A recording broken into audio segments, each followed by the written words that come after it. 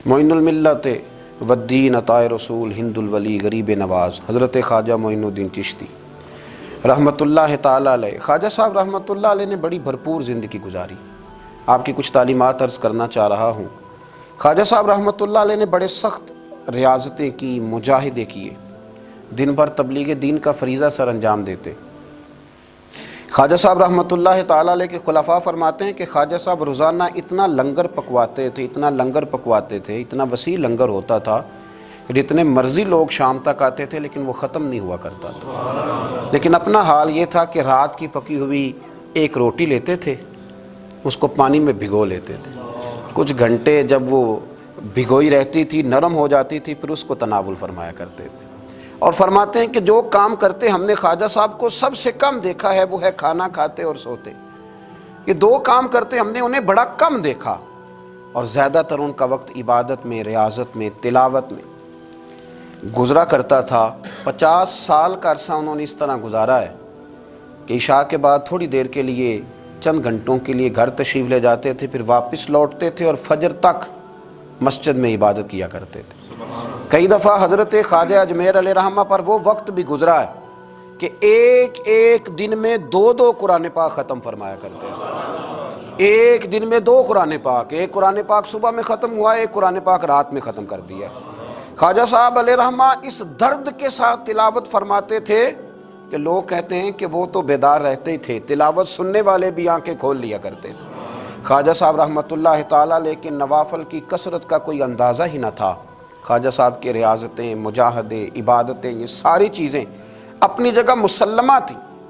इसके साथ साथ जब वो अपने खुलफा की, अपने मुरीदों की तरबियत करते थे तो रंग निराला होता था।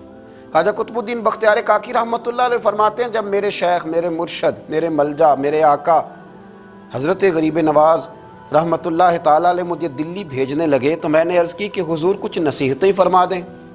तो कहते ख्वाजा साहब ने मुझे 4 नसीहतें फरमाई, 4 बातों का दर्स इरशाद फरमाया। सबसे पहले ख्वाजा साहब ने फरमाया, याद रखना दरवेशी इस तरह करना कि बादशाही मालूम हो, फ़क्र इस तरह का हो कि तुम बादशाह मालूम हो। और दूसरा ख्वाजा साहब रहमतुल्लाह ताला अलैह फरमाने लगे, जब कोई तेरे पास आए ना तो वो खाली नहीं जाना चाहिए। भूख लगी हो तो उसे रोटी मिलनी चाहिए, कपड़े की ज़रूरत हो तो उसे खैरात मिलनी चाहिए, इल्म का भूखा हो तो तेरे पास कुरान और सुन्नत के दलाइल के अंबार हों, और अगर वो दर्द लेके आए ना तो तेरे भी आंसू होने चाहिए और सामने वाले को वो आंसू ही नसीब होने चाहिए। हर एक को हर शय दे के भेजना, कोई कमज़ोरी ना रह जाए। और तीसरे नंबर पे फरमाया, खुशी में तो सारी दुनिया ही हंसती है, जब खुशखबरी आती है तो सभी हंसते हैं, पर कुतुबुद्दीन मेरे साथ वादा कर, सबसे ज़्यादा तेरे चेहरे पर उस वक़्त मुसर्रत होनी चाहिए जब रब तुझे आजमाइश में डाले।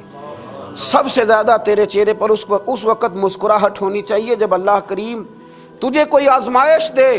याद रखना, दुखों में हंसते रहना, उसकी तरफ से आने वाली आजमाइशों को उसका तोहफ़ा समझना।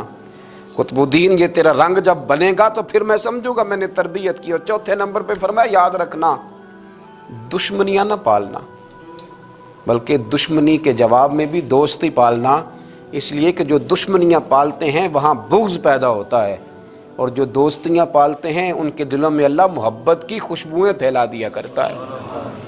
ये अंदाज़े तरबियत हज़रत ख्वाजा अजमेर अलैहि रहमा का, ये अंदाज़। और फरमाते हैं हर आने वाले के साथ उनका अनोखा रवैया। ख्वाजा हमीदुद्दीन नागौरी रहमतुल्लाह अलैह फरमाते हैं कि मेरा ये हाल था कि मैं बड़ा खूबसूरत था ख्वाजा साहब के पास आने से पहले, बहुत सारे लोग मुझसे मोहब्बत करते थे, तो जब मेरे अंदर कुछ थोड़े से हुस्न था, कुछ खूबसूरती थी, तो मैं उससे आगाह भी था, मैं समझता था। कहते हैं जब हज़रत ख्वाजा की खिदमत में आया मैंने कहा हुजूर मुरीद कर लें, तो कहते हैं क्या अंदाज़े तरबियत था। फरमाने लगे, जहाँ पहले ही इतने लोग बसते हों वहाँ मोइनुद्दीन कैसे बसेरा करेगा, इतने लोगों की मौजूदगी में मैं कैसे आऊँगा मियाँ, पहले इतने बसाए हुए हैं, सबको निकाल। तो हज़रत ख्वाजा अजमेर अलैहि रहमा ने जब ये कहा तो ख्वाजा हमीदुद्दीन नागौरी रहमतुल्लाह अलैह उठ के कदमों में बैठ गए। कहने लगे, हुजूर सारा ज़माना मेरे पीछे भागता है, पर इस तरफ भी तो गौर फरमाए ना, मैं अगर भागा हूँ तो मोइनुद्दीन अजमेरी के पीछे भागा हूँ, हुजूर मेहरबानी फरमाएँ। ख्वाजा अजमेर ने बैत फरमाया, जब उठ के बाहर निकले ना تو ایک شخص کہنے لگا حضور یہ نوجوان ہے، میں اس کو جانتا ہوں، اس طرح کے نوجوان یوں ہی ہوتے ہیں۔ فرمایا اچھا تو جانتا ہے نا، پر معین الدین کا بننے سے پہلے جانتا تھا، اب یہ میرا بن گیا، اگر جاننا ہوا نا تو ذرا جا گلی میں کچھ لوگوں سے بات کر رہا ہے، دیکھ لے کیا بات ہو رہی ہے۔ خواجہ امید الدین باہر نکلے تو پرانے یار ملنے آ گئے، انہوں نے کہا چلو، آپ فرمانے لگے میاں اب نہیں جانا، اب دو گلیاں یاد کرنی ہیں، ایک جو شیخ کے گھر جاتی ہے اور دوسری جو واپس آتی ہے، اب دوبارہ بھائی کہیں بھی نہیں جانا۔ نے کہا جناب وہ فلاں بھی بلا رہا ہے، تو خواجہ امید الدین صاحب نے کوئی بڑا ہی جملہ بول دیا، فرمانے لگے وہ بلا رہا ہے تو کیا ہوا، اب تو جنت کی حور بھی بلائے گی تو نہیں جانا، اب نہیں جانا، اب میں نے تربیت لے لی ہے، اب میں نے فیض لے لیا ہے، اب میں نے ادھر ہی توجہ رکھنی ہے جہاں کا میں ہو گیا ہوں۔ ایک در پھڑیے محکم پھڑیے، پھر ایک دئی ہو کے مریے، یک در گیر تے محکم گیر۔ یہ جگہ جگہ جانے کا کیا مطلب، یہ تربیت ہے، یہ انداز ہے، یہ معیار اور یہ سٹیٹس خواجہ صاحب نے اپنے مریدوں کو سکھایا۔ اتنی عبادت ہے، اتنی ریاضت ہے، اتنی تربیت ہے، پھر بھی رو پڑے ہیں، پھر بھی بڑھاپا آیا ہے تو تڑپ اٹھے، پھر بھی چند خلفاء کو قریب بلایا ہے تو حضرت معین الدین کہنے لگے میرے لیے دعا کرو۔ تو کہا حضور 90 سال کے قریب عمر ہو گئی، زندگی بھر آپ کو وضو میں دیکھا حضور، زندگی بھر سجدے میں دیکھا، زندگی بھر رعنائی میں دیکھا، تبلیغ میں دیکھا، خدمت میں دیکھا، لوگوں کو کھلاتے دیکھا، گھر کے اندر سے لے کر باہر تک ہم نے آپ کو دوسروں کا سوچتے ہی دیکھا، آپ نے تو اپنے لیے سوچے کچھ نہیں تو روتے کیوں ہے، دعا کیوں کراتے ہیں؟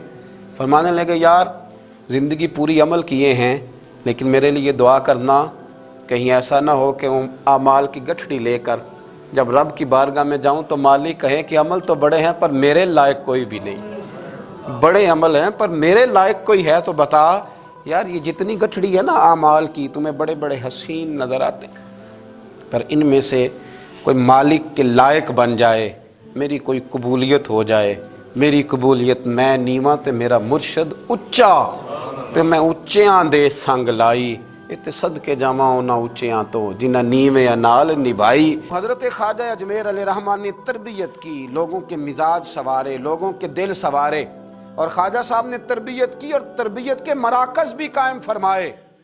اجمیر کے فیضان سے پھر دلی میں خواجہ قطب الدین کا مرکز قائم ہوا، پھر اسی فیضان سے پاک پتن میں بابا فرید الدین گنج شکر کا مرکز قائم ہوا، پھر اسی فیضان سے خواجہ نصیر الدین چراغ دہلوی کا مرکز قائم ہوا، پھر اسی فیضان سے مہار شریف کا مرکز قائم ہوا، پھر اسی فیضان سے پیر پٹھان خواجہ سلیمان تونسوی کا مرکز قائم ہوا، پھر اسی تربیت کی روشنی میں حضرت شمس العارفین سیالوی تیار ہوئے، پھر اسی تربیت کی روشنی میں پیر مہر علی شاہ جیسے لوگ تیار ہوئے، پھر اسی ترتیب سے اسی روشنی نے بڑے بڑے مشائخ کو ترتیب دیا، اس لیے کہ وہ مرتب کرنے والے تھے، وہ ترتیب دینے والے تھے، وہ کام کرنے والے تھے۔